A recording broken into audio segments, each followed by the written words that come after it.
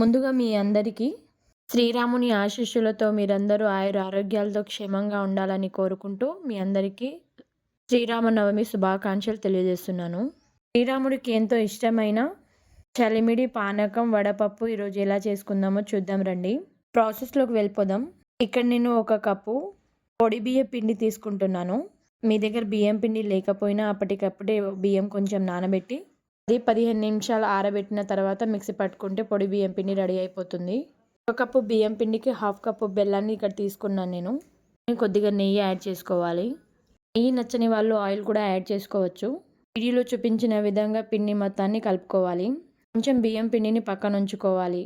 ఎందుకంటే బెల్లం మొత్తం కరిగి పిండి మెత్తగా అయిన తర్వాత కొంచెం వేసుకోవడానికి అవైలబుల్గా ఉంటుంది.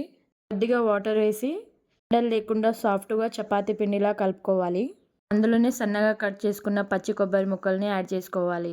పచ్చి కొబ్బరి ముక్కలు మొత్తం పిండిలో పట్టే విధంగా పిండిని అదుపుకొని పెద్ద ముద్దలాగా వీడియోలో చూపించిన విధంగా చేసుకున్నామంటే చలిమిడి రెడీ అయిపోతుంది.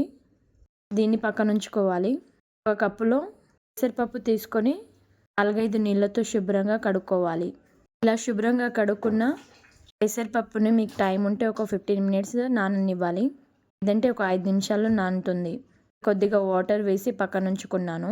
తర్వాత ఒక బౌల్ తీసుకొని మీరు ఎంత అయితే పానకం చేయాలనుకుంటారో దానికి తగ్గట్టు నీళ్లు వేసుకోవాలి. నేను ఇక్కడ కొద్దిగా మాత్రమే చేస్తున్నాను. 3 గ్లాసెస్ ఆఫ్ వాటర్ని తీసుకున్నాను. ఈ వాటర్లో సన్నగా తురుముకున్న బెల్లాన్ని యాడ్ చేసుకోవాలి. 1/3 కప్ యాడ్ చేసుకుంటే సరిపోతుంది.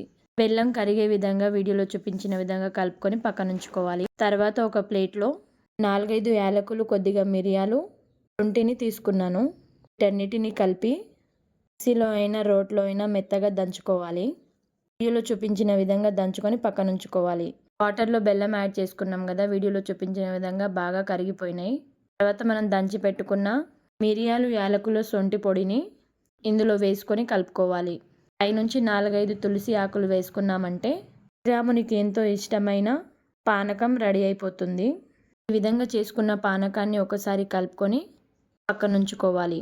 మనం ముందుగానే నానబెట్టుకున్న పెసరపప్పులోని నీళ్ళని మొత్తం వంపేసి సన్నగా తురుముకున్న పచ్చి కొబ్బరిని యాడ్ చేసుకోవాలి.